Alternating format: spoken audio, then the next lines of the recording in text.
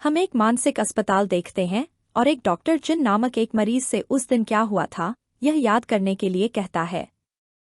जिन रोशनी में देखता है और एक विश्वविद्यालय को याद करता है और हम ह्यून को देखते हैं जो एक लिफ्ट से बाहर आता है और वह एक फिल्म निर्माता है। वह अलग अलग छात्रों को फिल्माता है और मानवीय यादों पर एक फिल्म बनाता है और बाद में अपना टेस्ट पूरा करता है और चला जाता है। वह अपने दोस्त सू और ली से मिलता है और हम देखते हैं कि सू एक अभिनेत्री है और वे चर्चा करते हैं कि हिप्नोसिस वास्तविक है।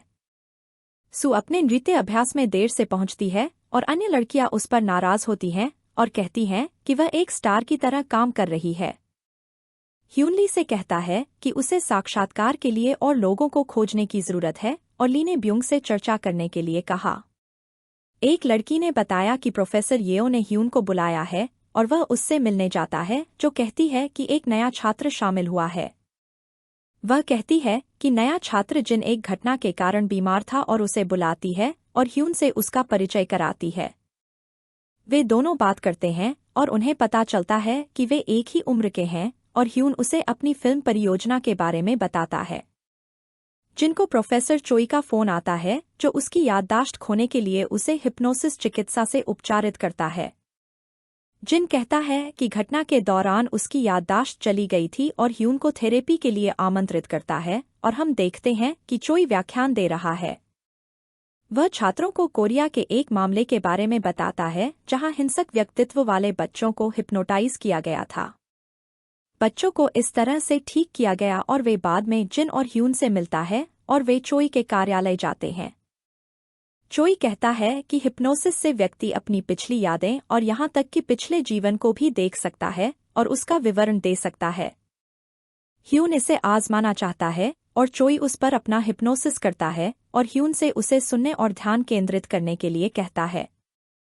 ह्यून कुछ अनुभव करता है और फिर उसे एक घर का दृश्य दिखाई देता है और एक छोटी लड़की और कुछ बच्चे दिखाई देते हैं। वे एक दिशा में इशारा करते हैं और सिर पर एक बैग पहनते हैं और ह्यून बैग हटाता है और खुद को देखता है और जाग जाता है। चोई कहता है कि उसने ह्यून को जगाने की कोशिश की लेकिन वह गहराई से हिप्नोटाइज था और उसे समय के साथ चीजें याद आ जाएंगी। बाद में ह्यून जिन को अपने दोस्तों ली और ब्यूंग से मिलने ले जाता है और ब्यूंग जिन से पूछता है कि क्या वह उससे पहले भी मिल चुका है। सू भी उनके साथ शामिल हो जाती है और ब्यूंग जाने का फैसला करता है और हमें पता चलता है कि ब्यूंग और सू पहले एक जोड़े थे। ह्यून ब्यूंग से उसके साथ सामान्य व्यवहार करने के लिए कहता है। ब्यूंग को एक लड़के द्वारा पेन से क्लिक करने की आवाज सुनकर गुस्सा आता है। उसे सिरदर्द होता है और वह लड़के को ऐसा करने से रोकता है और फिर उनसे लड़ता है और उन्हें पीटता है और जिन यह देख लेता है। बाद में ब्यूंग बॉक्सिंग अभ्यास के लिए जाता है और यहाँ काम भी करता है और अपने सहकर्मी से कहता है कि वह झपकी ले रहा है। लड़की उसके करीब आती है और उससे बात करती है और उसे एक विजन मिलती है और लड़की उसे चूमती है और उस पर खून की उल्टी करती है।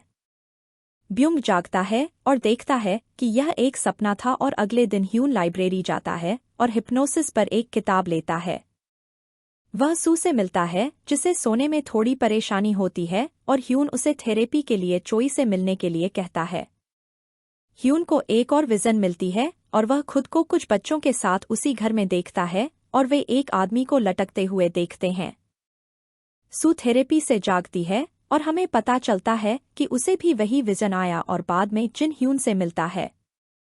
जिन कहता है कि वह अपने घर में आग लगने की दुर्घटना से उबरने के लिए थेरेपी ले रहा है जिसमें उसके सौतेले पिता की मौत हो गई थी। उसे यह याद नहीं है और ह्यून कहता है कि हिप्नोसिस से ऐसी घटनाओं का इलाज और उपचार किया जा सकता है।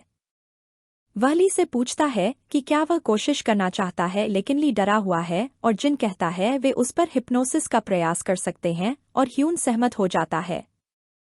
सू अपने नृत्य का अभ्यास करती है लेकिन एक कील से घायल हो जाती है और रोशनी चली जाती है और वह एक आदमी को बैग के साथ देखती है।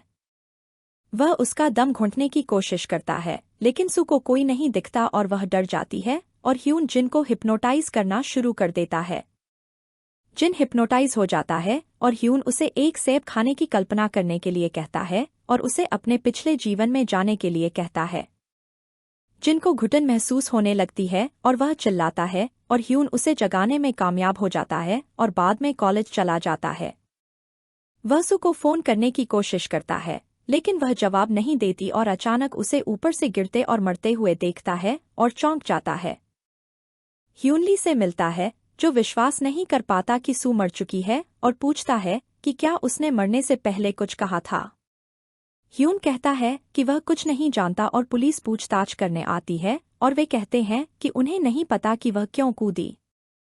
पुलिस कहती है कि उन्हें एक नोट मिला है जो उसके द्वारा लिखी गई एक कविता है और ह्यून से बाद में उन्हें फोन करने के लिए कहता है। ब्यूंग अपनी मुक्केबाजी की नौकरी छोड़ने का फैसला करता है और अपना सामान पैक करता है और कुछ समय के लिए अभ्यास करने का फैसला करता है। एक गिलास गिरता है और वह कुछ दृश्य देखता है और वह जमीन से उठता है और देखता है कि सू उसके पास खड़ी है। उसे ह्यून का फोन आता है जो उसे सू की मौत के बारे में बताता है और ब्यूंग कहता है कि वह यहाँ खड़ी है। ह्यून उसे वहां से जल्दी से बाहर निकलने के लिए कहता है और ब्यूंग उस पर विश्वास नहीं करता और उसे देखने जाता है। वह देखता है कि सू ने अपने चेहरे को नाखूनों से खींच लिया है और उससे कहती है कि वह जो देख रहा है उस पर भरोसा न करे और ब्यूंग जाग जाता है। उसे पता चलता है कि यह एक सपना था और ह्यून उसे फोन करता है और सू की मौत के बारे में बताता है और वह यह सुनकर चौंक जाता है। ह्यून ब्यूंग से मिलता है और कहता है कि मरने से पहले सू ने उसे फोन किया और कहा कि वह कुछ देख और सुन रही है। यह हिप्नोसिस चिकित्सा के बाद शुरू हुआ और सू ने कहा कि उसने बचपन से अपने दोस्त मिन को भी देखा। उसने कहा कि विजन में वे सभी युवा थे और मिन उन्हें मारने के लिए वापस आ गई है और बायंग इस पर विश्वास नहीं करता। ह्यून का कहना है कि उसके ब्रेकअप के बाद सू उदास थी और वह अपने बचपन से किसी मिन को नहीं जानता। ब्यूंग को एक कार की रोशनी दिखाई देती है और सू की विजन से पुलिस द्वारा एक व्यक्ति को गिरफ्तार करने का दृश्य दिखाई देता है और वह जाग जाता है। अगले दिन जिन कॉलेज जाता है और वह जगह देखता है जहां सू की मृत्यु हुई थी और डर जाता है और कक्षा में जाता है। घड़ी की आवाज से जिन को चिढ़ होती है और वह अपनी पेंसिल तोड़ देता है और अपनी उंगली काटने लगता है और एक लड़की चिल्लाती है। प्रोफेसर येओ उसे रोकती है और बाद में ह्यून से मिलती है और पूछती है कि क्या उसने जिन को पहले भी इस तरह व्यवहार करते देखा है। ह्यून मना करता है और चला जाता है और बाद में अपने बचपन की तस्वीरों को देखता है और जॉन नामक एक चर्च को याद करता है। वह ली और बायंग से पूछता है कि क्या उन्हें यह जगह याद है और उन्हें अन्य बच्चों के साथ एक तस्वीर भी दिखाता है। वे इसमें मिन को पहचान नहीं पाते हैं और बायंग कहता है कि चोई को कुछ पता होना चाहिए क्योंकि उसने उन्हें हिप्नोटाइज किया था। चोई ने कहा कि चूंकि वे एक साथ बड़े हुए हैं इसलिए उनके पास अपने अतीत की कुछ सामान्य यादें होनी चाहिए। ह्यून ने कहा कि उसे हिप्नोसिस के बाद भी कुछ दृश्य दिखाई देते हैं और चोई ने कहा कि यह हिप्नोसिस ट्रिगर होना चाहिए। चोई ने कहा कि कुछ ट्रिगर हिप्नोसिस को प्रेरित कर सकते हैं, भले ही व्यक्ति जाग रहा हो और कुछ कर सकता है। अगर किसी को आत्महत्या करने के लिए प्रेरित किया जाता है तो वे ऐसा कर सकते हैं और ह्यून से पूछते हैं कि क्या उन्हें किसी और ने भी हिप्नोटाइज किया था। ह्यून ने कहा नहीं और कहा कि इसका मतलब है कि किसी को आत्महत्या करने और खुद को मारने के लिए हिप्नोटाइज किया जा सकता है। ब्यूंग ने कहा कि उसे कभी हिप्नोटाइज नहीं किया गया था, लेकिन फिर भी उसे ह्यून जैसा ही दृश्य दिखाई देता है और ह्यून भी हैरान है। जिनको एक लड़की का एक बैग पहने हुए एक दृश्य दिखाई देता है और अगले दिन ह्यून और ब्यूंग चर्च को खोजने का फैसला करते हैं। वे एक शहर में पहुंचते हैं और पूछताछ करते हैं और पता चलता है कि यह एक चर्च नहीं बल्कि एक अस्पताल है और वहां पहुंचते हैं।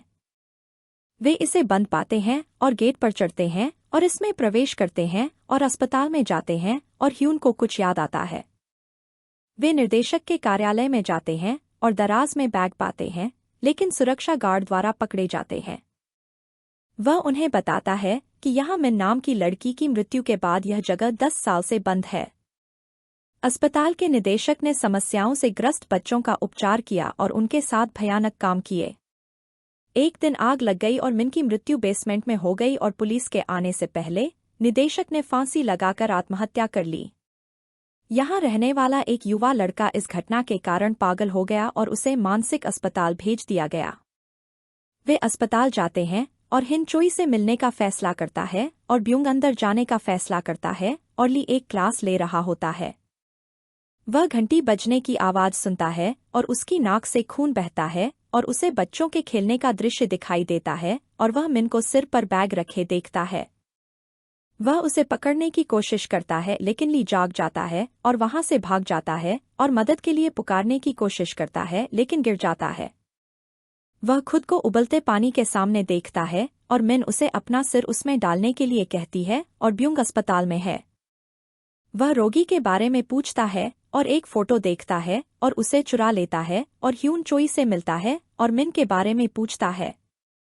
वह कहता है कि वह उसे याद नहीं कर सकता और चोई उसे हिप्नोसिस का उपयोग करने का सुझाव देता है ताकि पता चल सके कि उसके साथ क्या हुआ था। ह्यून सहमत होता है और चोई हिप्नोसिस शुरू करता है और ह्यून देखता है कि जब वह बच्चा था तो उसने मिन को परेशान किया। उसने ब्यूंग और अन्य लोगों के साथ मिलकर मिन को बताया कि वह बदसूरत है और उसे मास्क पहनना होगा और टैंक में बैठना होगा। उन्होंने उसे प्रताड़ित किया और उसे कीड़े खाने को दिए और ह्यून डरकर जाग गया और उसे अपनी गलती का एहसास हुआ। अचानक रोशनी टिमटिमाती है और ह्यून मिन के भूत को देखता है और डर जाता है और चोई पूछता है कि उसने सपने में क्या देखा। ह्यून वहां से भागता है और पुलिस अधिकारी से मिलने जाता है और कहता है कि सू को चोई ने हिप्नोटाइज कर लिया था और वह कूद गई। ह्यून को लगता है कि चोई ने सू को हिप्नोटाइज कर लिया था और उसे उसके जैसे दृश्य दिखाई देने लगे और अधिकारी कहता है कि सू ने एक पत्र छोड़ा था। पत्र एक कोरियाई व्यक्ति का गीत था जिसने आत्महत्या कर ली थी और उसकी पत्नी अब एक प्रोफेसर के रूप में काम करती है। वह ह्यून के कॉलेज में पढ़ाती है और उसका नाम येओ है और उसने छोटी उम्र में अपनी बेटी को खो दिया था। ह्यून को येओ की पारिवारिक तस्वीर याद आती है और उसे पता चलता है कि मिन उसकी बेटी है और ब्यूंग ह्यून को फोन करने की कोशिश करता है। बाद में ह्यून ब्यूंग द्वारा भेजी गई एक तस्वीर देखता है जिसमें येओ जिन के बगल में खड़ी है और ह्यून सब कुछ समझ जाता है। वह ब्यूंग को बताता है कि येओ ने उन सभी को हिप्नोटाइज कर दिया है और जिन को भी उससे मिलवाया और उसे मिलने के लिए कहा। ब्यूंग ह्यून से मिलने के लिए बस में यात्रा करता है और बस की घंटी सुनता है और अचानक उसे सपने आने लगते हैं और वह मिन को देखता है। वह उसे गिलास खिलाती है और ब्यूंग से खून बहने लगता है और वह गिर जाता है और ह्यून यू के कमरे में जाता है लेकिन उसे बंद पाता है। वह संगीत सुनता है और कक्षा में बैठी येओ को खोजने के लिए उसका पीछा करता है और येओ कहती है कि उसने एक मोमबत्ती का इस्तेमाल किया था जिसकी खुशबू से हिप्नोसिस होता है। ह्यून याद करता है कि जब वह पहली बार येओ से मिला था तो उसने एक मोमबत्ती जलाई थी और येओ कहती है कि उसने उसमें कोई ट्रिगर नहीं छोड़ा था। उसने उसे सिर्फ जिन से मिलवाया था और ह्यून को याद है कि जब वे बच्चे थे तो उन्होंने उसके पति पर मिन की हत्या का झूठा आरोप लगाया था। ह्यून कहता है कि उन्होंने मजाक में ऐसा किया था और येओ कहती है कि उनके मजाक की वजह से मिन और उसके पति की जान चली गई। उन्होंने मिन को कई बार प्रताड़ित किया और येओ कहती है कि उसका पति सिर्फ उसके जैसे बच्चों को ठीक करना चाहता था। ह्यून रोने लगता है और येओ कहती है कि मिन उस बैरल में जलकर मर गई और उसे बैरल में जाने के लिए कहती है। वह कहती है कि मिन उसका इंतजार कर रही है और ह्यून चलना शुरू करता है और बैरल के पास जाता है और उसे खोलता है और अंदर चला जाता है। वह एक लाइटर का इस्तेमाल करता है और मिन को बिना मास्क के देखता है और रोने लगता है और ढक्कन बंद हो जाता है और ह्यून चिल्लाता है। पुलिस अधिकारी फुटेज देखता है कि ह्यून और अन्य कैसे मारे गए और उनके लिए दुखी होता है। हमें बताया गया है कि 2000 के दशक की शुरुआत में हिंसक व्यक्तित्व वाले बच्चों पर अध्ययन किए गए थे ताकि वे ठीक हो। उन्हें ठीक करने के लिए हिप्नोसिस का इस्तेमाल किया गया और मिन के पिता ने ऐसा इसलिए किया ताकि दूसरे बच्चे उसे प्रताड़ित न करें। हिप्नोसिस ने परिणामस्वरूप अन्य बच्चों ने उसे और अधिक प्रताड़ित किया और परिणामस्वरूप उसे निलंबित कर दिया गया और उसने खुद को फांसी लगा ली। मिन के पिता ने उन्हें हिप्नोटाइज किया और एक ट्रिगर छोड़ा जिसमें कहा गया था कि जब वे बड़े हो जाएंगे और जिनको फिर से देखेंगे और अपना पसंदीदा गाना सुनेंगे तो वे मिन को फिर से देखेंगे।